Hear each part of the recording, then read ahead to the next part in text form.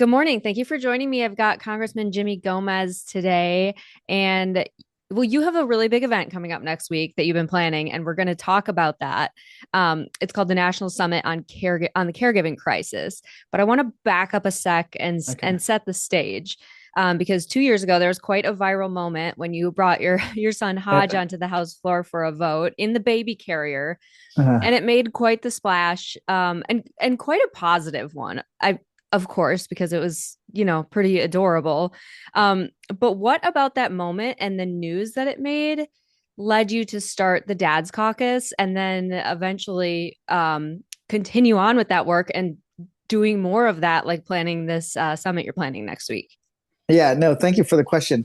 One of the things back in 2023, when I took my son Hodge onto the floor, it became a viral moment. A lot of people saw it because I missed the roll call vote for Hakeem Jeffries when and at the time, Kevin McCarthy, they're battling it out for speaker. So I had to run, and my wife was in the back, and my son Hodge, was being a little fussy. He was about 4.5 months. So he loves being in a baby carrier. Put him in, he calmed down, and all of a sudden I missed the vote. So I had to run out and then vote in front of everybody with the baby carrier. It was, I didn't think it was a big deal, but it really caught the imagination of a lot of folks. And then a later that night, a reporter contacted me, DM'd me regarding wanted to talk about it from NBC. And my staff wasn't around, so I just talked to the reporter on my own for like 2 hours about fatherhood and kind of how I was approaching it and just my different ideas. And one of the things that I was explaining is that how my wife and I had long discussions about if we had a child, if we had a baby, that she didn't want to be the default parent, that she didn't want to be automatically be the one that's gonna, you know, take the baby to the doctor's appointments or childcare or to like do the laundry, even though we know it still disproportionately falls on the mother. We just wanted to make sure that that was not going to be the case. So one of the things we did was we really thought about how we're going to raise our son Hodge, how we were going to make sure that it was equal. And then that's when we started kind of having discussions about it. And it was just eye opening, just everything from childbirth, how dangerous it is for mothers, to navigating the complexities of that, to taking paid family leave or taking leave if you have it or not. What does that mean for the bonding time with the child? What does it mean when once the paid family leave is over? Well, how do you afford that? And those struggles. So we were already kind of right in the middle of it, and this moment went viral. And a friend of mine, and to step back a little bit, I've always been passionate about paid family leave and families because I grew up without health care. I grew up without my parents worked 4 or 5 jobs to make ends meet. So I always thought about how do we make life easier. So when for families and for children, and when I was in the state legislature, I championed an expansion of paid family leave, and I continued that fight in Congress. So lo and behold, a friend I was working with at the time, paid from Paid Leave US. After she saw me go viral, she said, "You should start a dad's caucus." And somebody else randomly said that. And I said, "You know what? I think that's a good idea." And then she mentioned how it was always done Republicans, and they tried to do it with Republicans and Democrats, and Republicans would always back out at the last minute. So I said, okay, I'm going to start with just Democrats. And I already was leaning that way just because um, uh, I think Democrats and Republicans have a different view of the role of government in people's lives. I believe that government should be there to help out, to try to make sure that there's a safety net that gives them the opportunity to succeed, and also how it kind of what it means to our overall economy. And so I was like, I'm going to move full steam ahead. And I got 6 members together to launch it. One of them was it was Dan Goldman, Eric Swalwell, Ruben Gallego, Andy Kim, uh, and Rashida Tlaib. And Rashida Tlaib, I joined the year before. I joined the Mamas Caucus that she launched, and she was the first. When she joined the Mamas Caucus, it was me and one other member who joined. That member's no longer in Congress. This other male member, but I just always was like, we got to do more. And then I also believe in the idea that we also have to combat the idea of default parenting, the idea that uh, you know it's only women that are supposed to be doing those kind of jobs, right? But also default legislating that in Hmm. Congress that the members who fight for paid family leave, child care, early childhood education, all that are women. And I sensed that when I was in the legislature, and I sensed that in Congress. And I said, no, men have to do more at home, but in the halls of Congress, advocating for children and families. And it's not like, so, I would say it's how it's done that makes it either it's well received or not. If you go in there going, "Oh, dads, you know what, we got it all handled," then you're gonna get put in your place pretty quickly. And so that's why Rashida Tlaib was important, and we really kind of just started off on three main issues: uh, paid family leave, the enhanced child tax credit, and affordable childcare. If you supported those issues to kind of fight for those policies that helped move the ball forward, then you could join the Dad's Caucus. Of course, you had to be a dad. But we had young dads and we had old dads and we had everything in between.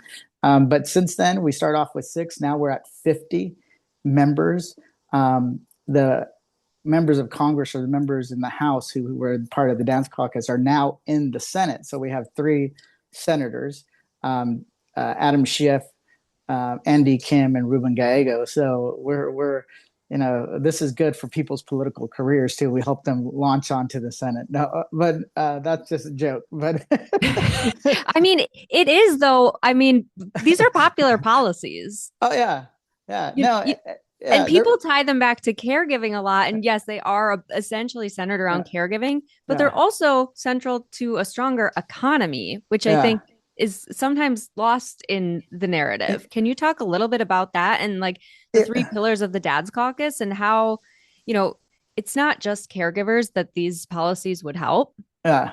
No, one of the things I ended up doing is the reason why I picked these three policies is not only because I know that those early weeks and months make a big difference on the health outcomes of the child, but also the mother and the father. There's just the benefits are tremendous. So making sure that people are not stressed about making a paycheck and making ends meet versus spending time with their child and their spouse to be there as a basis support. And so we kind of always known that. So that was kind of part of it that they're just better off. Then at the same time, when you have paid family leave, uh, you're less likely to have a spouse that has to choose between work and then caring for their loved one or caring for their new baby. So it's important. That's part of it. And then I also, when it came to the enhanced child tax credit, when during the pandemic when we passed it, it cut child poverty in half, right? And it put money in the pockets of working parents that they actually could afford to buy the extra diapers, the extra food, that like just kind of give them some breathing room that allow them also to save a little bit of money so that they weren't always constantly falling further and further behind. And then the next part was childcare. Earlier that same year, I'm on Ways and Means. We were in New York as a Democratic caucus of that committee, and we listened to speakers. And we're meeting with a former Secretary of the Treasury as well as another economist. And they kind of mentioned two things are dragging down our national the growth of our gross domestic product, the growth of our economy. And they said housing and childcare costs. And it clicked because on average now, families pay 30% of their income towards housing across the country. That's never been the case before. You see it. All of a sudden, people from every state are talking about it, not just the blue cities and the blue states or the blue cities and the red states, the urban. It's not just the urban areas, it's everywhere. And Mm-hmm. then the next thing is childcare. Childcare costs 26% of their income towards 26% of their income towards childcare. It's mind boggling. It's anywhere from 13,000 on average to the highest 25, 26, 30,000 a year.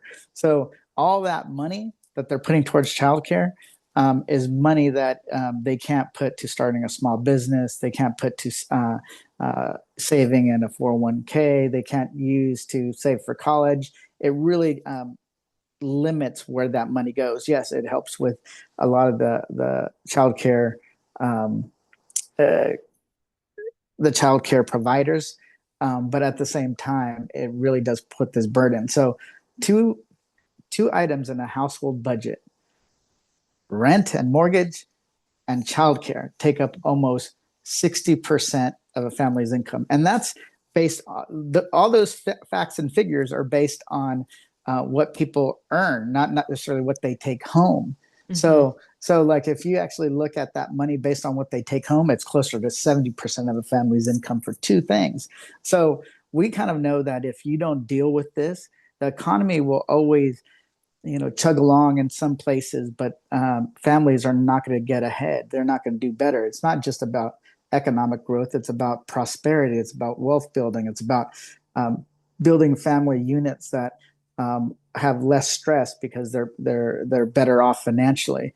Money doesn't solve everything, but it does help create space for people, Mhm. and that's what it's about. And so we know that if we don't deal with these twin crises, we're going to be we're not doing a service for our working families, the families of America. So that's why we're doing this um, summit on the caregiving crisis now. But in September, we did a national summit on the housing affordability crisis, because the Democrats, what we're trying to do is move them in a direction that says when we take back power, families will be first. Mhm. Working people will be first. And by saying that, we acknowledge it's these two main things. And then if you add in the healthcare component, that's another one, right?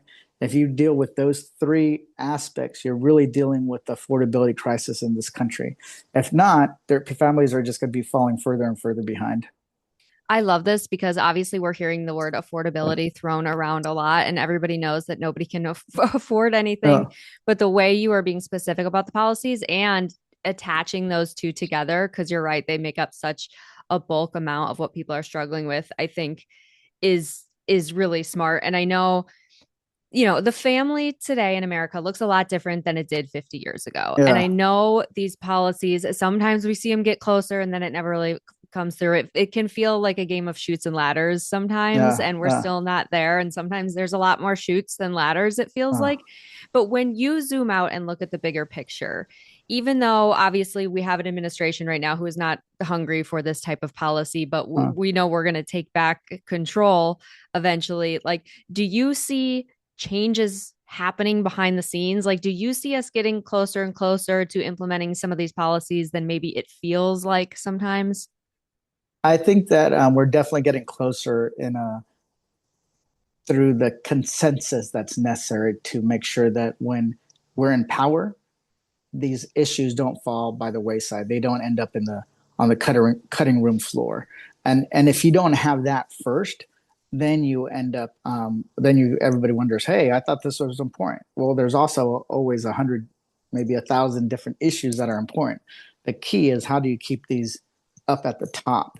And that's why we're doing the summit. It's to sort of to lead the entire Democratic caucus through the Dad's Caucus and the Mama's Caucus, the Moms of the House, and the different ideological caucuses that their heads are members. So we have the head of the New Dems, Brad Schneider. We have the head of the Progressive Caucus, Greg Casar, and we also have a member of the who's a leader within the Blue Dogs. All part of the Dad's Caucus, all pushing for this, and all part of this summit. So that when we get power, they can't say, "Oh, we didn't talk about it, we didn't know about it." They're making by showing up and talking about it, they're making a commitment that this must be addressed. So they're going to be. We're doing it with Andy Kim, Catherine Clark, Hakeem Jeffries is going to be at a press conference. So everything what we're doing is I don't want to say boiling the frog, but we're trying to make sure that the frog doesn't jump out when the time is right to actually get something done and pass legislation. Right. And I know I was looking at the schedule. I know one of the panels you're having is about better pay for the actual caregivers. Yeah, And we know a lot of the caregivers are women, many are women of color. How does fighting for them and helping them earn more money in this economy help the overall goal of a better caregiving environment? Well, that's one of the things is that a lot of these the caregivers are women, and they're the ones that oftentimes come from different households or represent different households that are might be stretched thin when it comes to their economics, when it comes to them working multiple jobs, and if we want our caregivers to be I think in a headspace, not to be stressed out, to be 100%.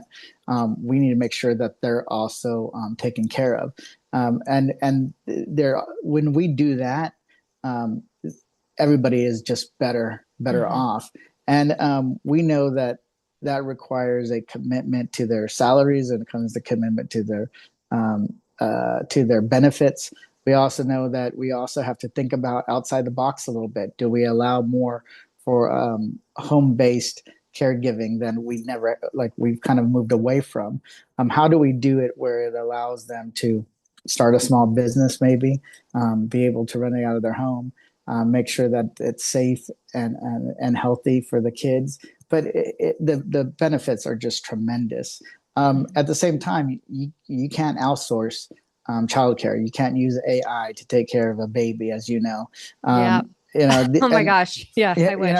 and I've always been a believer that we should be focused on policies that uplift those workers, because if they're more likely to get better pay as a childcare provider than working at fast food. They're more likely to be a childcare provider than working at fast food.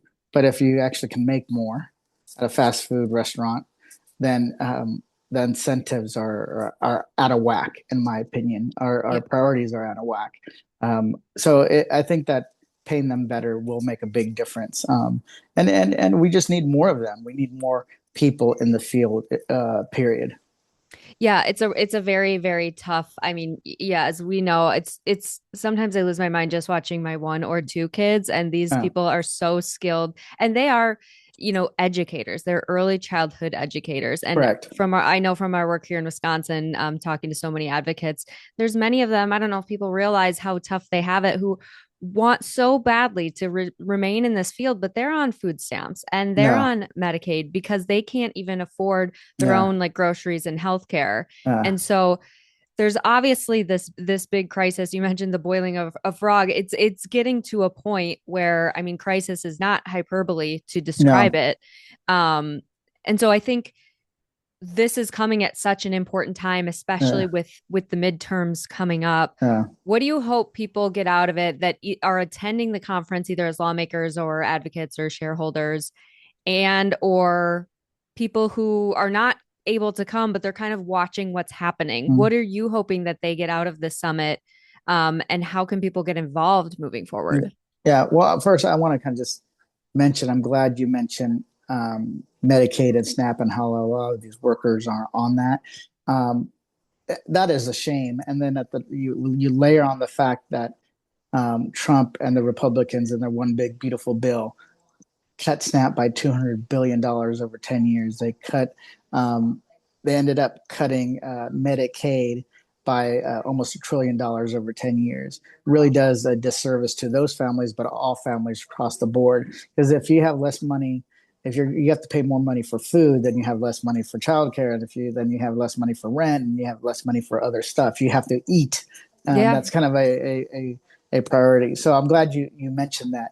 And what I want people to do is we're going to talk about policy. We're going to have some um, conversations, but I also want to have members talk about their own personal experiences. Right now, we a lot of members, at least closer to my age, are becoming the sandwich generation. They're taking care of not only their children but also their parents. So Mm-hmm. Andy Kim um, revealed a few months ago that his dad now has Alzheimer's, and that he had to bring his dad from New Jersey to DC in order to be able to take care of him better. We have Stephen Horsford, whose mother has declining health. So the family had to get together, and she had to move in with him, and he has to pay a caregiver out of pocket as well. So you kind of see what I want to happen is you have members humanizing themselves, but also the fact that they recognize how complicated this issue can be, how difficult it could be to get the assistance, and that those experiences are going to help them come up with better policies. And then in the end, what I want to come out of it is that this is part of the Democratic agenda. If we're talking about like plain and simple, I want to launch. I hopefully can see us launching an agenda for the American family with certain pillars, saying this is what we're going to fight for. We're going to if we're going to deal with the housing, we're going to deal with affordability across the board. We got to deal with housing affordability, childcare, and caregiving affordability. We have to deal with these things in a concerted way. So I want to see us say, yes, this is what our agenda is going to look like when Democrats take back the gavels. And it's because here's the thing: it's not just about what you're against; it's also about what you're for. Yes, Mhm. we're against Trump and the raids and just attacks on the rule of law and attacks on our families. But you know what? We are going to actually deliver for you, we have to. People are tired of waiting for change. They want to see it actually happen in concrete ways. So that's what I want to kind of get out of this is more of a commitment to it, but also the fact that we're trying to make sure that the members themselves say, yeah, you know what? If we fail to do this, we should not be in office. Yeah, I mean, thank you so much for all the work you're doing there because I do, yeah, I think those personal stories really help because I don't think there's anybody, Republican, Democrat, Independent, that is not touched in some sense by the cost of caregiving, whether it is children or aging parents or any of that. And I think we are just getting closer to a point where this is going to need to happen. I was just at a women in business event last week that definitely skewed more Republican, and I was just kind of listening to everything they said. And one of the things that, and I'm paraphrasing that was said by an economist that was giving a presentation, she's like, I'm not going to predict what's going to happen with the midterms, but I will tell you if we can't get groceries and childcare under control, I can pretty much tell you what's going to happen with the midterms. And Yeah. that's, and so they know too, because families are just struggling. And so this is something that touches Uh, so many Americans. And um, I uh, think it's the perfect time to have this summit and convening, and I'm excited to watch it and see what comes out of it, and maybe catch up with you afterwards. yeah, Is there of anything else course. you want people to know? Yeah, just that we want people to also reach out, watch the summit, share their stories, be in touch with their members, Republican or not, or Democratic or not. We want them to feel like it's not just the Democrats and not just the advocates, that this means something Mm-hmm. to every single family.